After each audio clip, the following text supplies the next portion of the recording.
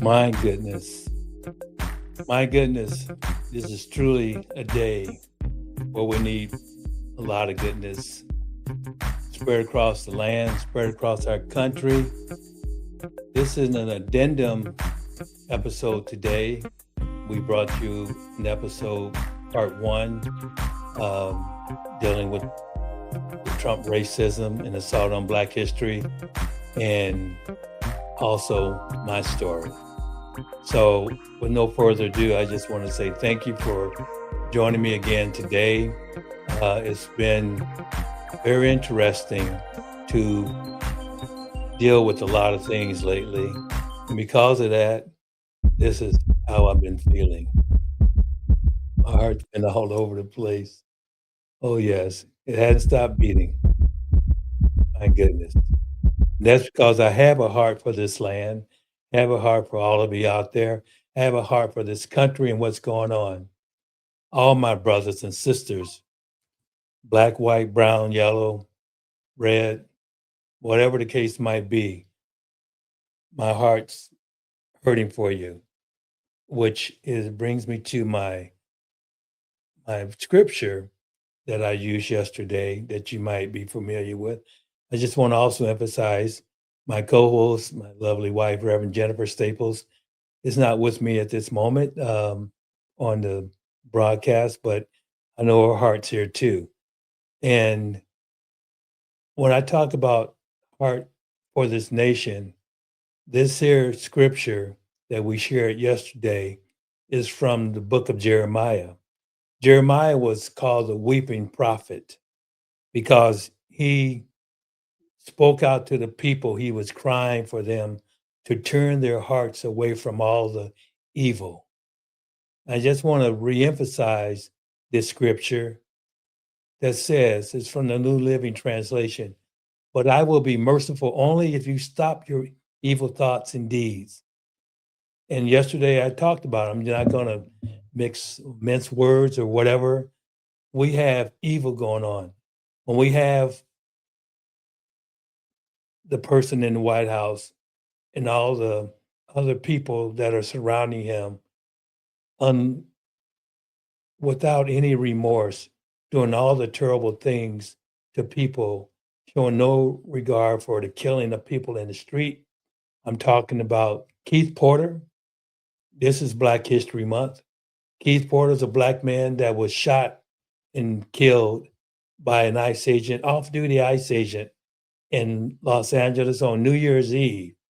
Customary in a lot of communities like that. You go out with your gun on New Year's, shooting the sky, yell, Happy New Year. He shot, I guess, 3 shots in the air. An off-duty ICE person went out, grabbed his AR-15, whatever it might be, and shot him dead. Shot him dead. No one's talked about that. But then we had the murder also of Renee Nicole Good. People were up in arms. And I just wonder, when he shot her, he identified who she was as a woman, but he also recognized that she was a woman that was considered lesbian. Shot her. Then we have Alex Preddy, shot and killed, person defending a woman out there working with, and Renee Nicole Good was helping protesters that just dropped her son off.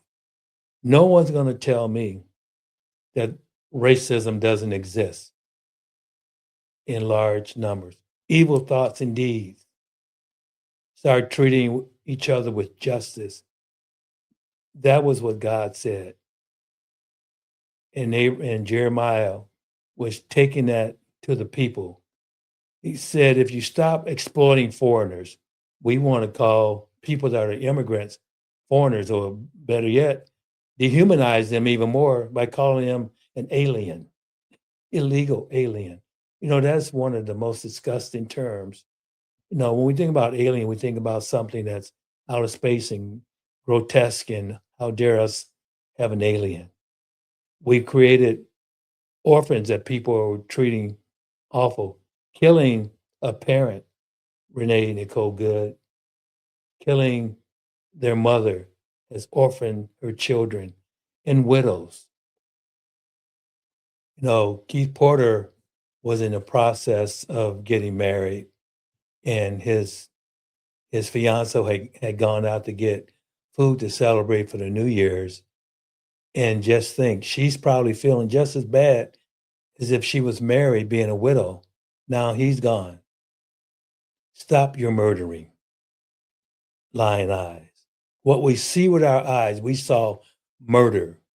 And the scripture goes on and says, if you stop harming yourselves by worshiping idols, you can want to build an ark that is similar to the same ark. Of course, we have the Arc de Triomphe in France, but the Nazi Germany ark is what this ark looks like. He's idolizing, building a grand ballroom, idol worship. Then he says, if you quit all these things, then I will let you stay in this land that I gave to your ancestors to keep forever. So, in a nutshell, if you don't stop doing all the evil and treating people wrong, murdering people, your days are numbered in this land. So I just wanted to reemphasize that scripture from yesterday to let you know that it's still a very pressing time, very pressing time. Today, I want to just share with you, I'm going to play with you an exclusive video that was released to Ben Mycelis, the Midas Touch, and wanted to send this out for people to hear. And trust me, what we do here is to always stay woke. I drink wokeness every day. Be woke, badge of honor and knowledge, being respectful of other people. Stay woke. Woke is not a bad term. And when I grew up, woke just means you're aware of things around you. To be woke. Don't be asleep on things. I hear so many people tell me, I don't get into politics. Well, let me tell you something. Politics is a direct interaction with what we have in terms of race and racism. You know, when the slave codes were put together and when all the civil rights legislation went on, that was due to politics. You can't deal with trying to understand race without understanding the political factors related with the policies included. I talk to so many people that are just so unaware, that want to stay asleep. I love it when I talk to the young folks out there. I've been around a long time, people, and I've seen a lot of young folks being harmed, being taken away. But when I see the young people that are all about doing something, I'm so proud of the fact that I'm still staying focused on race and cultures bridging the divides. That's what it's all about. We have to bring people together. Last episode, I gave some definitions about race, ethnicity, and culture. And if you want to know more about what's going on about me and some things in my life, go to my website, Race and Cultures Bridging the Divides, just like the title of this channel.com. I'd be glad to hear from you. I'm glad to talk to you. Now, one of the things that I have said many times, when people make comments to things that they hear, I do not respond to negativity, name calling, and it's okay to agree to disagree. But some of the things that I hear is unbelievable. And I also said last episode, I don't feel good about showing you all the things that have been released in these Epstein files. It is disgusting, degrading. And I have copies of them. I have the emails, the things that Epstein, Trump Clinton, Gates, all these people are in there. But what's really awful to me is what I read and seen, not in my own eyes, but what this convicted felon in chief did regarding little children. There's a history of his character going down that escalator, indicating that he'll be dating his own daughter in 10 years, the way he touches her, even to the a point where when he was on the Wendy Williams show, and she asked Ivanka, well, what do you have coming with your dad? She said golf and eating, and he said sex. Well, I guess I can't say that. How can you put those thoughts or words in your thoughts in your head and the words in your mouth to say that about your child? And there's photographs, everything else. You can find the sources to see those Epstein files, things that have been released. And what is so important about those Epstein files? They say they released 3 million. There's 3 million more. And then the Department of Justice says, we don't have to release those because there's nothing there. Well, you said that about this stuff. And you redacted. The redacted files are like a blank sheet of black paper. And then they had the audacity, in error, release names of the victims that they weren't supposed to. Release all 6 million. Let the people, we the people, need to be brought up to speed about the incredible, terrible things that happen. There's even indications about people coming up missing and dying, being killed. And I'm not leaving Jeffrey Epstein out of that. I showed a video once that went through the whole process of what was happening in that cell block where he was at. Something is creepy and something is just not right. Something very wrong happened to that man. So as you listen to this story from President Barack Obama, the name of this episode tells the story.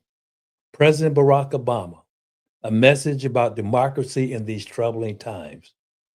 I want you to hear how our president really talks. You know, behind me is a sign. But one of the things that we must understand about democracy is that we must have freedom of speech. We're talking about having equality. And the word that they're telling people they can't even use. I had to go to a university to kind of speak a few weeks ago, and I could not use the word all my career. I taught classes for decades on race and ethnic relations, diversity training, human relations, multiculturalism. It was easy to use words like diversity because that's what we're talking about. I couldn't even say that word. I had to use terms like some people have polar opposite opinions. And so when we talk about what's going on, we're talking about the need to understand freedom of speech, equality, diversity, and social justice, human rights and civil rights. You know that we need to let people speak and be willing to listen to people so you can have a discussion and a dialogue about what's right and what's wrong. I just experienced that a few minutes ago. I was talking to this brother. We both belong to an organization, a committee that we're working on. And we shared ideas that were different, not the same. Then we came together and said, okay, we can make this work. So behind me, there's a plaque. And I'm going to read to you what it says. It says, in this room, you belong here. Shouldn't that be what we talk about in this country? No matter who you are, you belong here, regardless of how you come. I've often told people we might have come here in different ships. And then for a lot of my ancestors, well, part of my ancestors on my mother's side were already here. And that's something I can talk about later. But then on the other side of on my father's side, we came over here, not this part involuntary migration, on those ships across the Atlantic slave trade. But that's like being in this room because you're here now. We all belong here. We heard Stephen Miller say at the Republican National Convention, this is a white country only, for white people only. I've shared with you information about his agenda, a Nazi agenda. And also that sign says, in this room, you matter.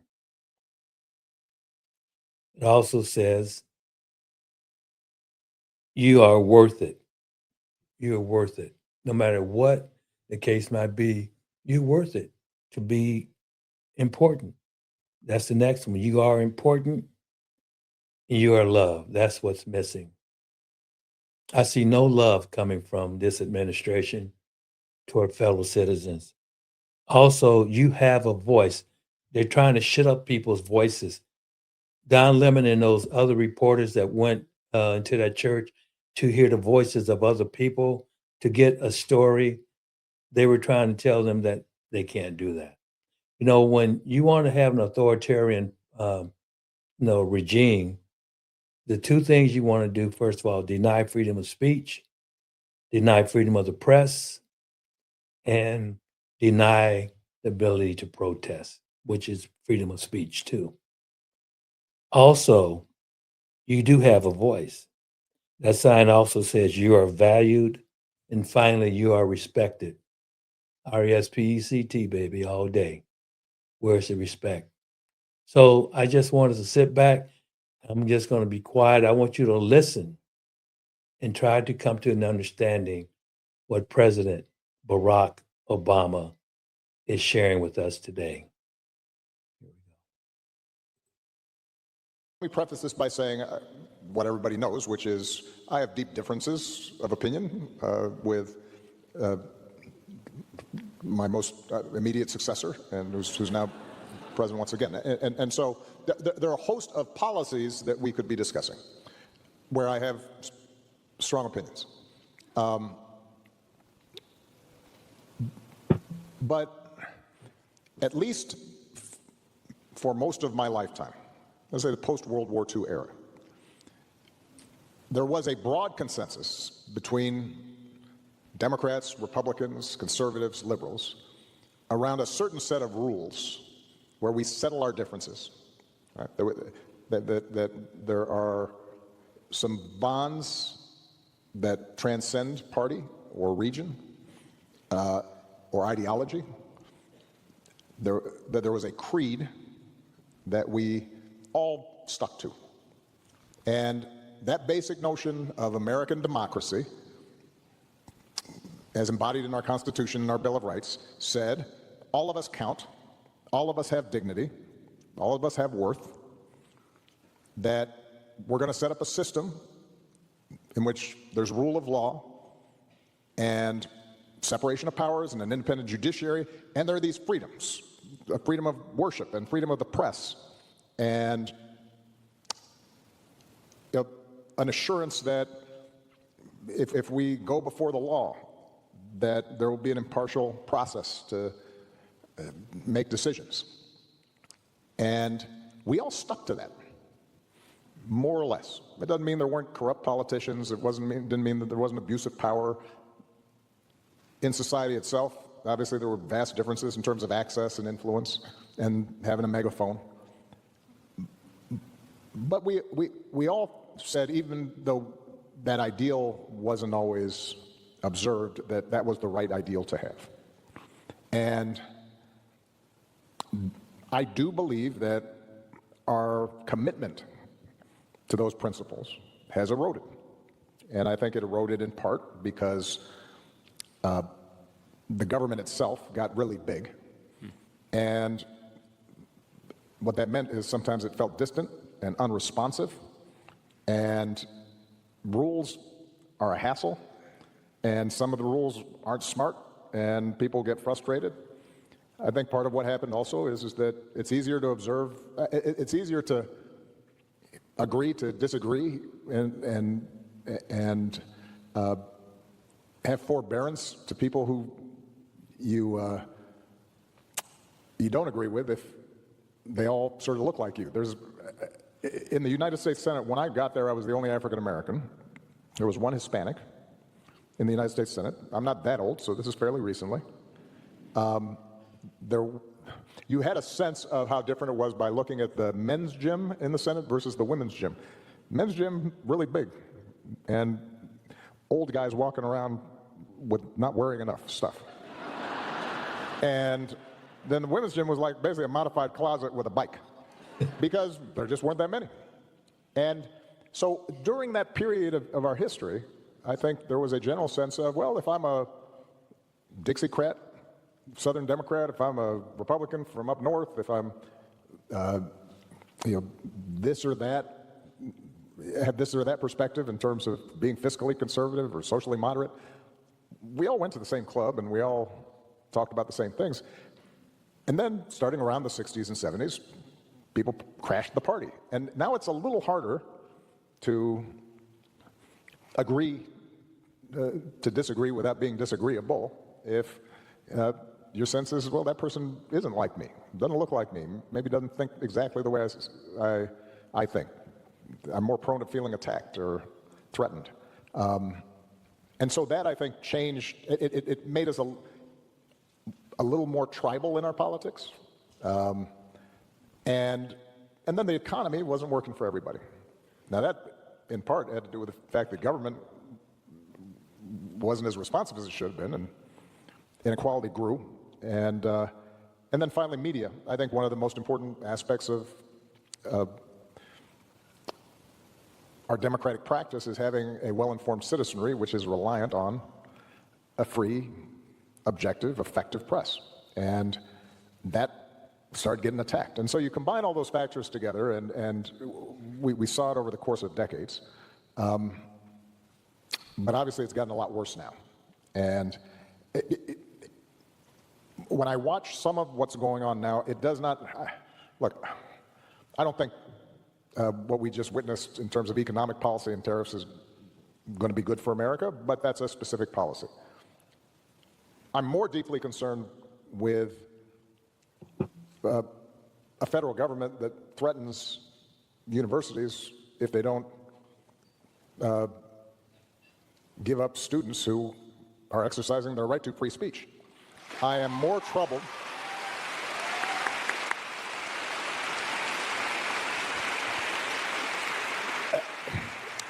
The idea that a White House can say to law firms, if you represent parties that we don't like, we're going to pull all our business or bar you from representing people effectively. That kind of behavior is contrary to the basic compact we have as Americans. Imagine if I had done any of this. Let me I just want to be clear about this. Imagine that.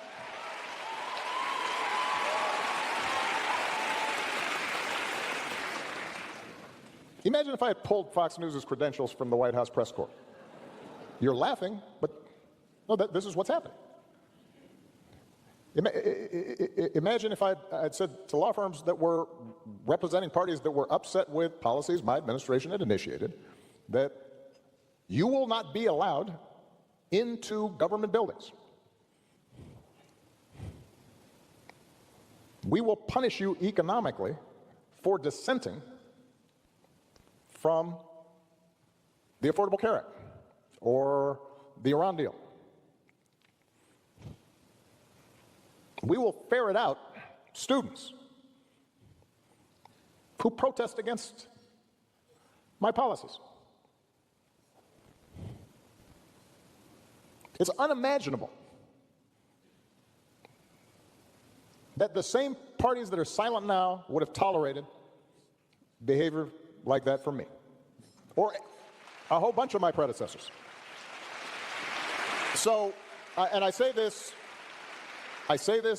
not on a partisan basis.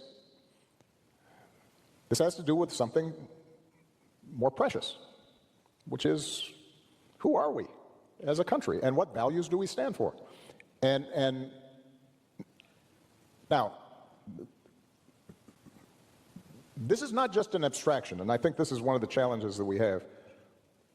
And I saw this even before the last election. I think people tend to think, democracy, rule of law, independent judiciary, freedom of the press, that's all abstract stuff because it's not affecting the price of eggs. Well, you know what? It's about to affect the price of eggs.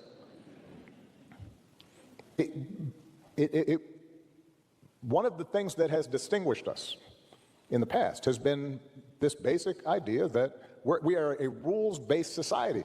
What that means is that, you know what, I can support one candidate instead of another, and I don't have to worry that the police are going to come harass me or my customers. That's what happens in other places. That's what happens in Russia. We take for granted the idea that we don't have to pay bribes or hire somebody's cousin in order to get a business permit. That's how we built the economy we did. That's why this place worked. And it has very concrete impacts on all of our lives. So, this is the first time I've been speaking publicly for a while. I've been watching a little bit. Yeah. Let me just close this portion of my remarks by saying it is up to all of us to fix this. It's not going to be because somebody comes and saves you.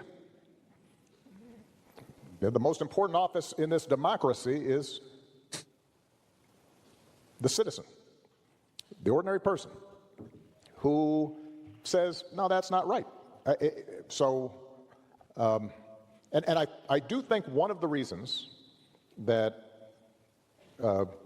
our commitment to democratic ideals has eroded is that we got pretty comfortable and complacent.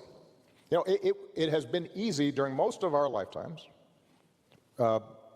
to say you are a progressive, or say you are for social justice, or say you're for free speech, and not have to pay a price for it. And now we're at one of those moments where, you know what, it's not enough just to say you're for something. You may actually have to do something and possibly sacrifice a little bit. Yes. So, yeah, if you're a law firm being threatened, you might have to say, okay, we will lose some business because we're going to stand for a principle. If you are a university, you may have to say, figure out, are we in fact doing things right? Have we in fact violated our own values, our own code, violated the law in some fashion? If not, and you're just being intimidated, well, you should be able to say, well, that's why we got this big endowment.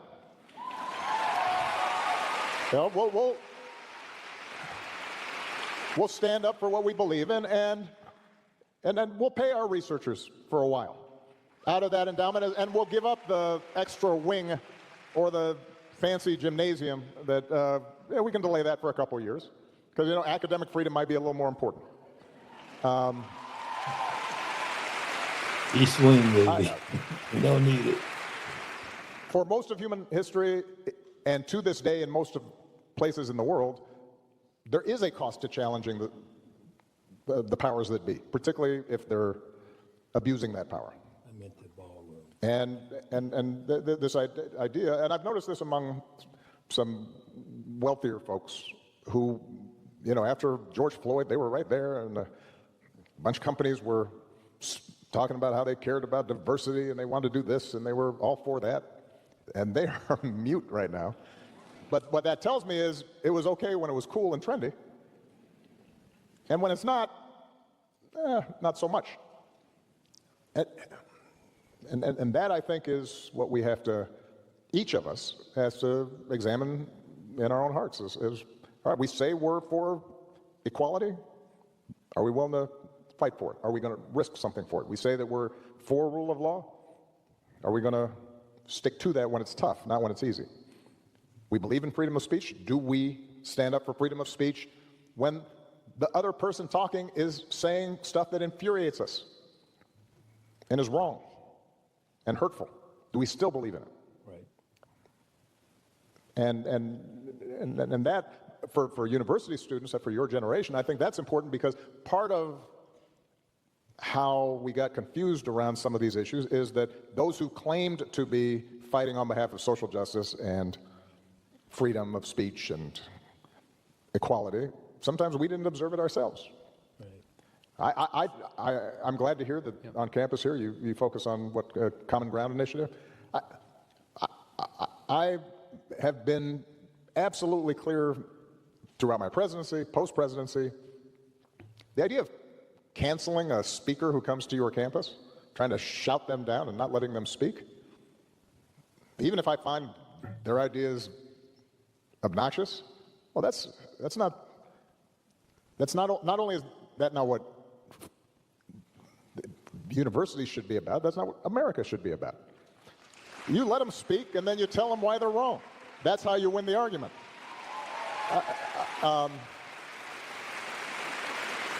You know, the sort of the delicacy of sensibilities in classrooms. Michelle and I talk about this all the time. Let me tell you, you will deal with people in the world who don't like you and say mean things about you. You better get used to it. Don't be in the classroom thinking, I can't be triggered, and then you think you get on the job. You will have horrible bosses on occasion, or coworkers who say obnoxious things. And it may turn out that in some cases they're actually good people that just didn't use the right word for something or need to be educated on something. Well, you need to get used to that here. So some of these principles are ones in which it's not just one side or the other that hasn't been true to I think, our founding principles. I think in some cases we've all been guilty of it, some more than others. And it's important now for us to refocus our attention on who are we and what we believe. You know, I couldn't help but see this up in the corner, the Epstein files. Exposed the Epstein file claims sparked new questions about Trump, Putin, and powerful other people. Kind of ironic that that showed up on the screen at the end. But I would want you to say a lot of what we're going through, you just heard from an incredible president of the United States talking about democracy, basically. And I just want everybody to sit back and try to come to terms with where you are at in truth, in light, what's going on in our world. We need to be cognizant of the issues, not be like an ostrich with your head in the sand, but be woke. Stay up and be woke about these things. You know, we are a nonprofit organization, and we definitely want you to be aware of what we are trying to do. You can donate to us. You can go to the website, and there was I don't know where it is. There was a barcode, but you can go to the website and you can look up our donation on our website. Go to Race and Cultures Bridging and Advise and donate. We use that fund to help kids and help people purchase food or whatever. Race and Cultures Bridging and Advise.com. But the most important thing, I want America to be truly America the Beautiful. We saved our grace on thee. Right, good for the brotherhood, from sea to shining sea. I thank you for this addendum episode. It's been wonderful. I hope that everyone has a great weekend. Hopefully next time we'll get to part 2 from the other episode. First part of next week. Thank you again. May God bless you. May God be with you. Drive carefully, and wherever you are, um, I can just say it like this: stay warm. I'm in Florida. It's like 77 degrees right now, maybe 80. Um, but stay blessed, and just remember, we do live in the greatest country in the world, but we have to all, we the people, do what we can to keep it that way. Peace out. I'll be with you.